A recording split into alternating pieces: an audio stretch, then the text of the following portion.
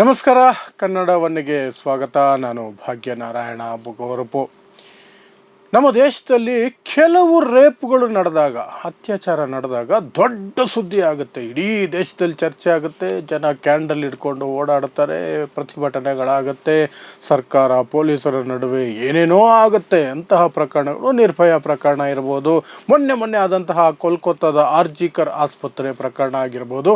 ಆ ಸನ್ನಿವೇಶದಲ್ಲಿ ನಮ್ಗೆ ಅನಿಸುತ್ತೆ, ಅಬ್ಬಾ ನಮ್ಮ ದೇಶ ಎಂತಹ ಸೂಕ್ಷ್ಮತೆಯನ್ನು ಹೊಂದಿದೆ, ಒಂದು ರೇಪ್ ಆದರೆ ಸಿಡಿದೇಳುತ್ತೆ ಸಮಾಜ ಅಂತ ಅನಿಸುತ್ತೆ. ಆದರೆ ದಿನ ಬೆಳಗಾದರೆ ಇಂತಹ ರೇಪುಗಳು ಬಹಳಷ್ಟು ನಡೀತವೆ. ಅದು ಸಣ್ಣ ಪುಟ್ಟ ಮಕ್ಕಳ ಮೇಲೆ ರೇಪ್ ನಡೆಯುತ್ತಲ್ಲ, ಆದರೂ ಸಹ ಸೈಲೆಂಟಾಗಿರುತ್ತದು. ಆದರೆ ಇಲ್ಲೊಂದು ಪ್ರಕರಣ ಇದೆ ಮಧ್ಯಪ್ರದೇಶದಲ್ಲಿ. ಒಂದು ಕಡೆ ಸೈಲೆನ್ಸ್ ಬಿಡಿ, ಯಾಕಂದರೆ ಇದ್ರ ಬಗ್ಗೆ ಯಾರೂ ಪ್ರತಿಭಟನೆ ಮಾಡ್ತಿಲ್ಲ, ಎಲ್ಲೂ ಯಾರೂ ಮಾತಾಡ್ತಿಲ್ಲ. ಆದರೆ ಆಘಾತಕಾರಿಯಾದಂತಹ ಅಂಶ ಏನು ಅಂದರೆ, ಈ ಆರೋಪಿಗೆ ಇದು 3ನೇ ರೇಪ್. ಅದು 3 ಜನ ಮಕ್ಕಳೇನೆ. 3 ಜನ ಮಕ್ಕಳನ್ನ ರೇಪ್ ಮಾಡಿಯೂ ಸಹ ಆರಾಮಾಗಿದ್ದಾನೆ ಇವನು. ಹಾಗಾದರೆ ನಮಗೇನು ಅನಿಸುತ್ತೆ, ಇವನೊಬ್ಬ ಸೀರಿಯಲ್ ರೇಪಿಸ್ಟು, ರೇಪ್ ಮಾಡಿ ತಪ್ಪಿಸ್ಕೊಂಡು ಓಡಾಡ್ತಿರ್ತಾನೆ, ಪೊಲೀಸರಿಗೆ ಸಿಕ್ಕಿರಲ್ಲ ಅನಿಸಿರುತ್ತಲ್ವಾ? ಹಾಗೇನೂ ಇಲ್ಲ. ಪ್ರತಿ ರೇಪ್ ಮಾಡಿದಾಗಲೂ ಪೊಲೀಸರು ಅವನನ್ನು ಹೇಗೋ ಮಾಡಿ ಬಂಧಿಸ್ತಾ ಇದ್ದಾರೆ, ಸಮರ್ಥವಾಗಿ ನಿಭಾಯಿಸ್ತಾ ಇದ್ದಾರೆ ಪೊಲೀಸರು. ಆದರೆ ಕೋರ್ಟುಗಳಲ್ಲಿ ನಿಲ್ತಾ ಇಲ್ಲ, ಅಥವಾ ಕೋರ್ಟುಗಳ ಕಡೆಯಿಂದ ಬೇಕಾದ ರೀತಿಯಾದ ತೀರ್ಪುಗಳು ಬರ್ತಾ ಇಲ್ಲ ಇವನ ವಿರುದ್ಧ. ಎಲ್ಲಿ ಶುರುವಾಗುತ್ತೆ ಇವನು? ಮಧ್ಯಪ್ರದೇಶದ ರಮೇಶ್ ಸಿಂಗ್ ಅನ್ನುವಂತಹ 40 ವರ್ಷದ ಈ ಅಯೋಗ್ಯ ಇದನ್ನಲ್ಲ, ಭೂಮಿಯ ಮೇಲೆ ಬದುಕೋದಕ್ಕೆ ಅರ್ಹತೆ ಇಲ್ಲದಂತಹ ಅಯೋಗ್ಯ ಇವನು. 40 ವರ್ಷದವನು, ಮಧ್ಯಪ್ರದೇಶದವನು. ಇವನ ಕ್ರೈಮ್, ಮೊದಲನೇ ರೇಪ್ ಎಲ್ಲಿ ಆರಂಭ ಆಗುತ್ತೆ ಅಂದರೆ, ಮಧ್ಯಪ್ರದೇಶದಲ್ಲಿರುವಂತಹ 2003ರಲ್ಲಿ ಮಾಡ್ತಾನೆ. 5 ವರ್ಷದ ಮಗು, ಶಾಜಾಪುರ ಡಿಸ್ಟ್ರಿಕ್ಟಲ್ಲಿ, ಶಾಜಾಪುರ ಅನ್ನುವಂತಹ ಮಧ್ಯಪ್ರದೇಶದ ಒಂದು ಜಿಲ್ಲೆಯಲ್ಲಿ 5 ವರ್ಷದ ಮಗುವನ್ನು ರೇಪ್ ಮಾಡ್ತಾನೆ. ಪೊಲೀಸರು ಹಿಡಿತಾರೆ, ಕೋರ್ಟ್ಗೆ ಹೋಗುತ್ತೆ. ಕೋರ್ಟು ಕೇವಲ 10 ವರ್ಷ ಅವನಿಗೆ ಜೈಲು ಶಿಕ್ಷೆಯನ್ನು ಪ್ರಕಟ ಮಾಡುತ್ತೆ. ಬರೀ 10 ವರ್ಷ. 5 ವರ್ಷದ ಮಗುವನ್ನು ರೇಪ್ ಮಾಡಿದ್ದಕ್ಕೆ ಮರಣದಂಡನೆಯವರೆಗೂ ಕೊಡೋದಕ್ಕೆ ಅವಕಾಶ ಇದ್ದರೂ ಸಹ ಕೋರ್ಟು ಅವನಿಗೆ ಕೇವಲ 10 ವರ್ಷ ಕೊಡುತ್ತೆ. 20 ವರ್ಷವೂ ಅಲ್ಲ, ಬರೀ 10 ವರ್ಷ ಅವನಿಗೆ ಜೈಲಿಗೆ ಹಾಕುತ್ತೆ. 2013ರಲ್ಲಿ ಜೈಲಿಂದ ಆಚೆ ಬರ್ತಾನೆ. 10 ವರ್ಷ ಜೈಲಲ್ಲಿರ್ತಾನೆ. 2013ರಲ್ಲಿ ಜೈಲಿಂದ ಆಚೆ ಬರ್ತಾನೆ. ಆಚೆ ಬಂದ ಕೆಲವೇ ತಿಂಗಳಲ್ಲಿ 2014ರಲ್ಲಿ 8 ವರ್ಷದ ಮಗುನ ರೇಪ್ ಮಾಡ್ತಾನೆ. 10 ವರ್ಷ ಶಿಕ್ಷೆ ಅನುಭವಿಸ್ತಾನೆ, ಆಚೆ ಬರ್ತಾನೆ. 8 ವರ್ಷದ ಮಗುನ, ಶೆಹೋರ್ ಅನ್ನುವಂತಹ ಡಿಸ್ಟ್ರಿಕ್ಟಿನ ಮಗುವನ್ನು ಮಧ್ಯಪ್ರದೇಶದಲ್ಲಿ ರೇಪ್ ಮಾಡ್ತಾನೆ. ಮತ್ತೆ ಪೊಲೀಸರವನನ್ನು ಬಂಧಿಸ್ತಾರೆ, ಮತ್ತೆ ಕೋರ್ಟ್ಗೆ ಹೋಗುತ್ತೆ. ಈ ಬಾರಿ ಲೋವರ್ ಕೋರ್ಟ್ ಹಿಂದಿನ ಕ್ರೈಮು ಹಿಸ್ಟ್ರಿ ಎಲ್ಲ ನೋಡಿ ಅವನಿಗೆ ಮರಣದಂಡನೆಯನ್ನು ಕೊಡುತ್ತೆ. ಅಲ್ಲಿಗೆ ಓಕೆ, ಇಂತಹ ಅಯೋಗ್ಯರಿಗೆ ಬದುಕುವಂತಹ ಅರ್ಹತೆ ಇಲ್ಲ, ಭೂಮಿ ಮೇಲೆ ಇರೋದಕ್ಕೆ ಇವರನ್ನು ಬಿಡಬಾರ್ದು, ಕೋರ್ಟ್ ಒಳ್ಳೆ ತೀರ್ಪು ಕೊಟ್ಟಿದೆ ಅಂದರೆ ಅಲ್ಲಿ ಒಂದು ಟ್ವಿಸ್ಟ್ ಸಿಗುತ್ತೆ ನಮಗೆ. ಏನು? ಅವನು ಹೈಕೋರ್ಟ್ಗೆ ಹೋಗ್ತಾನೆ. ಹೈಕೋರ್ಟಲ್ಲಿ ಅವನನ್ನು ಖುಲಾಸೆ ಮಾಡಿ ಮನೆಗೆ ಕಳಿಸ್ತಾರೆ, ಬಿಡುಗಡೆ ಮಾಡ್ತಾರೆ ಹೈಕೋರ್ಟು. ಏನು ಕಾರಣ ಕೊಡುತ್ತೆ ಹೈಕೋರ್ಟು ಅಂದರೆ, ಟೆಕ್ನಿಕಲ್ ಗ್ರೌಂಡ್ಸ್ ಸರಿ ಇಲ್ಲ. ಏನದು ಟೆಕ್ನಿಕಲ್ ಗ್ರೌಂಡ್ ಅಂದರೆ, ಆ ಆರೋಪಿಗಳ ಪರೇಡ್ ನಡೆಯುತ್ತಲ್ಲ, ಯಾರು ಆ ಕೃತ್ಯ ಎಸಗಿದ್ದು ಅಂತ, ಮಗು ಇಂಥವನೇ ಮಾಡಿದ್ದು ಅಂತ ತೋರಿಸ್ಬೇಕಲ್ಲ, ಆ ಒಂದು ಪರೇಡ್ ನಡೆಯುತ್ತಲ್ಲ, ಆ ಪರೇಡ್ 8 ವರ್ಷದ ಮಗು, ಆ ಪರೇಡ್ನಲ್ಲಿ ಮಗು ಮಾತ್ರ ಬಂದು ಗುರುತು ಹಿಡಿಲಿಲ್ಲ ಆರೋಪಿಯನ್ನು. ಮಗುವಿನ ತಂದೆ ಸಹ ಮಗುವಿನ ಜೊತೆಯಲ್ಲಿ ಇತ್ತು. ತಂದೆಯ ಪ್ರಭಾವ ಅಥವಾ ಇನ್ಫ್ಲುಯೆನ್ಸ್ ಮಗುವಿನ ಮೇಲೆ ಆಗಿರುವ ಸಾಧ್ಯತೆ ಇದೆ. ಹಾಗಾಗಿ ಟೆಕ್ನಿಕಲ್ ಗ್ರೌಂಡ್ಸ್ ಆಧಾರದ ಮೇಲೆ ಇವನನ್ನು ನಾವು ನಿರ್ದೋಷಿ ಅಂತ ಬಿಡುಗಡೆ ಮಾಡ್ತಿದ್ದೀವಿ ಅಂತ ಹೈಕೋರ್ಟ್ ಹೇಳಿ ಬಿಡುಗಡೆ ಮಾಡ್ತು. 5 ವರ್ಷದ ಮಗುವನ್ನು ರೇಪ್ ಮಾಡ್ತಾನೆ, 10 ವರ್ಷ ಜೈಲಲ್ಲಿ ಇರ್ತಾನೆ, ಹೊರಗೆ ಬರ್ತಾನೆ. 8 ವರ್ಷದ ಮಗುವನ್ನು ರೇಪ್ ಮಾಡ್ತಾನೆ. ಮರಣದಂಡನೆಯನ್ನು ಲೋವರ್ ಕೋರ್ಟ್ ಕೊಡುತ್ತೆ, ಆದರೆ ಹೈಕೋರ್ಟ್ ಅದನ್ನು ತೆಗೆದು ಬಿಸಾಕತ್ತೆ. ಏನು ಹೇಳೋದು?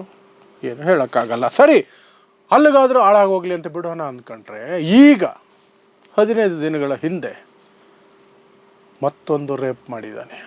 ಈ ಬಾರಿ 11 ವರ್ಷದ ಕಿವಿ ಕೇಳದ, ಬಾಯಿಲ್ಲದ, ಬುದ್ಧಿಮಾಂದ್ಯ ಮಗುವನ್ನು ರೇಪ್ ಮಾಡಿದ್ದಾನೆ.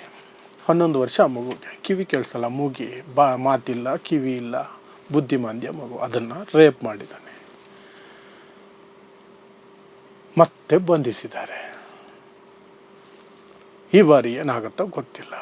ಆದರೆ ಇಲ್ಲಿ ನಾವು ಕೇಳಬೇಕಾಗಿರುವಂತಹ ಪ್ರಶ್ನೆ, ಬಹುಮುಖ್ಯ ಪ್ರಶ್ನೆ, ಮೊದಲನೇ ಮಗುದು ಬಿಡಿ, ರೇಪ್ ಮಾಡ್ದ, ಅಲ್ಲಿ ಆಗಿದ್ದಂತಹದ್ದು ಬರೀ 10 ವರ್ಷ ಅನ್ನೋದು ಆಶ್ಚರ್ಯಕರವಾದಂತಹ ತೀರ್ಪು. ಸರಿ, ಓಕೆ, ಏನೋ ಒಂದಾಯಿತು. ಎರಡನೇ ಕೇಸ್ ಬಗ್ಗೆನೇ ನಾವು ಮಾತಾಡಬೇಕು. ಯಾಕಂದರೆ ಮೂರನೇ ಮಗುವಿನ ರೇಪ್ಗೆ ಹೊಣೆ ಯಾರು?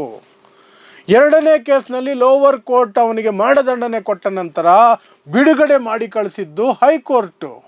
ಹೈಕೋರ್ಟ್ ಸ್ವಲ್ಪ ಸೂಕ್ಷ್ಮತೆಯಿಂದ ವರ್ತಿಸಿದ್ರೆ, ಅವನ ಹಿಸ್ಟ್ರಿ ಶೀಟ್ ತೆಗೆದು ನೋಡಿದರೆ ಆಲ್ರೆಡಿ ರೇಪ್ ಮಾಡಿ 10 ವರ್ಷ ಜೈಲಲ್ಲಿದ್ದವನು ಮತ್ತೆ ಬಂದು ರೇಪ್ ಮಾಡಿದ್ದಾನೆ, ರೇಪ್ ಆರೋಪ ಬಂದಿದೆ, ಲೋವರ್ ಕೋರ್ಟ್ ಕನ್ವಿಕ್ಟ್ ಮಾಡಿದೆ, ಅವನಿಗೆ ಮರಣದಂಡನೆ ವಿಧಿಸಿದೆ.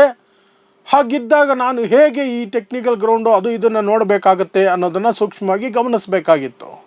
ಮರಣದಂಡನೆಯನ್ನು ಹಾಳಾಗೋಗ್ಲಿ ಅಂತ ಜೀವಾವಧಿಗಾದರೂ ಅದನ್ನು ಪರಿವರ್ತನೆ ಮಾಡಬಹುದಾಗಿತ್ತು. ಆದರೆ ಖುಲಾಸೆ ಮಾಡ್ತಲ್ಲ. ಈ ಮೂರನೇ ಮಗು ಅವನೇನಾದರೂ ಅದರಲ್ಲಿ ಖುಲಾಸೆ ಆಗಿಲ್ಲದೆ ಹೋಗಿದ್ರೆ, ಈ ಮೂರನೇ ಮಗು, ಮೂಗ ಮಗು, ಬುದ್ಧಿಮಾಂದ್ಯ ಮಗು ರೇಪ್ ಆಗ್ತಿತ್ತ? 11 ವರ್ಷದ ಕೂಸದು ಮಗು, ಕೂಸಲ್ಲ ಅದು, ಬಾಲಕಿ. ಆ ಮಗುವಿನ ರೇಪಿಗೆ ಯಾರು ಹೊಣೆ ಈಗ? ಅದು ಏನು ಪಾಪ, ಮೂಗಿ, ಬಾಯಿಲ್ಲ, ಕಿವಿ ಇಲ್ಲ, ತಲೆನೂ ಎಲ್ಲರ ಮಟ್ಟಕ್ಕೆ ಇಲ್ಲ. ಏನು ಮಾಡಬೇಕಾ ಮಗು? ಆ ಪೇರೆಂಟ್ಸ್ ಏನು ಮಾಡಬೇಕು? ಬಾಯಿ ಪಡ್ಕೋಬೇಕು. ಯಾರು ಹೊಣೆ ಹೊರ್ತಾರೆ? ಮರಣದಂಡನೆಯಿಂದ ಅವನನ್ನು ತೆಗೆದು ಸಮಾಜಕ್ಕೆ ಬಿಟ್ಟು ಅವನು ಅದೇ ಹಲ್ಕ ಕೆಲಸನ ಮತ್ತೆ ಮಾಡಿದ್ದಾನೆ. ಇದಕ್ಕೇನು ಇಲ್ಲ. ಆದರೆ ಇಡೀ ದೇಶದಲ್ಲಿ ಆರ್ಜಿಕರ್ ಅಂದರೆ ಏನು ದೊಡ್ಡ ಇದು, ನಿರ್ಭಯ ಅಂದರೆ ದೊಡ್ಡ ಇದು. ಯಾಕೆ ಕೆಲವು ಮಾತ್ರ ಸೆಲೆಕ್ಟೆಡ್ ಕೇಸುಗಳಿಗೆ ಮಾತ್ರ ಹಾಗೆ ವರ್ತನೆ ಆಗುತ್ತೆ ಅಂದರೆ ಅಲ್ಲಿ ಸಾಕಷ್ಟು ಕಾರಣಗಳಿರ್ತವೆ. ರೇಪ್ ಆದಂತಹ ಹೆಣ್ಣು ಮಗು ಮೇಲ್ಜಾತಿ ಅಂತ ಕರೆಸಿಕೊಳ್ಳುವಂತಹ ವರ್ಗದಿಂದ ಬಂದಿದ್ದರೆ ದೊಡ್ಡ ಮಟ್ಟದಲ್ಲಿ ಕಿರ್ಚಾಟ ಆಗುತ್ತೆ. ಬಹಳ ಶ್ರೀಮಂತ ಕುಟುಂಬದ ಹೆಣ್ಣು ಮಗಳಾದರೆ ದೊಡ್ಡ ಮಟ್ಟದಲ್ಲಿ ಅತ್ಯಂತ ಆಗುತ್ತೆ. ಅಥವಾ ಆ ಒಂದು ರೇಪ್ ಕೇಸನ್ನು ಇಟ್ಕೊಂಡು ರಾಜಕಾರಣ ಮಾಡೋದಕ್ಕೆ ಅವಕಾಶ ಇದೆ, ಚುನಾವಣೆಗಳಿದ್ದಾವೆ, ಇನ್ನೇನೋ ಇದೆ ಅಂದರೆ ವಿಪಕ್ಷಗಳು ಅದಕ್ಕೆ ತುಪ್ಪ ಸುರಿತವೆ, ಪ್ರತಿಭಟನೆಗಳಿಗೆ ಒಂದಷ್ಟು ಸಪೋರ್ಟ್ ಮಾಡ್ತವೆ, ದೊಡ್ಡ ಮಟ್ಟದಲ್ಲಿ ಪ್ರತಿಭಟನೆ ನಡೆಯುತ್ತೆ. ಅರೆ ಮಧ್ಯಪ್ರದೇಶದಲ್ಲಿ ಹಾಳಾದ್ದು ಯಾವ ಎಲೆಕ್ಷನು ಇಲ್ಲ, ಎಂಥದ್ದು ಇಲ್ಲ. ಹಾಗಾಗಿ ಇದ್ರದ್ದು ಸುದ್ದಿನೇ ಅಲ್ಲ, ಇವರಿಗೆ ಯಾರಿಗೂ ಸುದ್ದಿ ಅಲ್ಲ.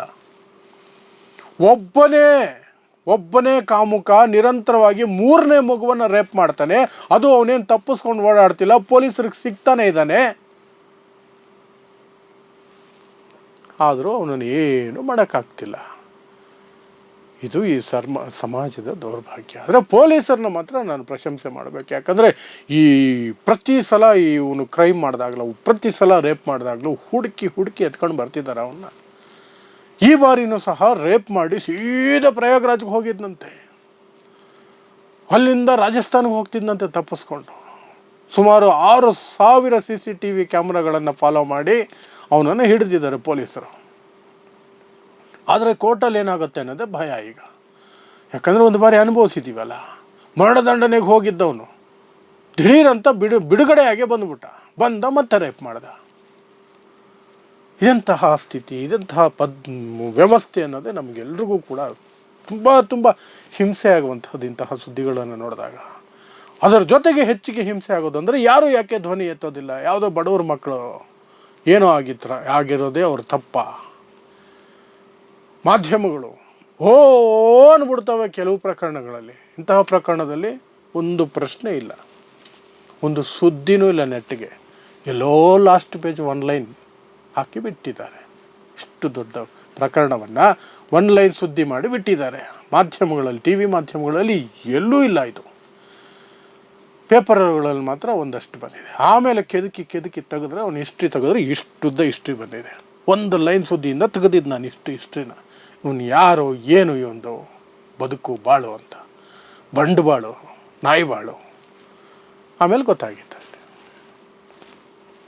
ನೋಡೋಣ, ಅಟ್ಲೀಸ್ಟ್ ಈ ಪ್ರಕರಣದಲ್ಲಾದರೂ ಅವ್ನು ನೇಣ್ಗಾಕ್ತಾರ, ಅಲ್ಲಿಗೆ ಎಂಡ್ ಮಾಡ್ತಾರಾ, ಅಥವಾ 4ನೇ ಮಗುವಿಗೂ ಸಹ ಇವನನ್ನು ಚೂ ಬಿಡ್ತಾರ ಅಂತ ನೋಡ್ತಾ ಇರಿ.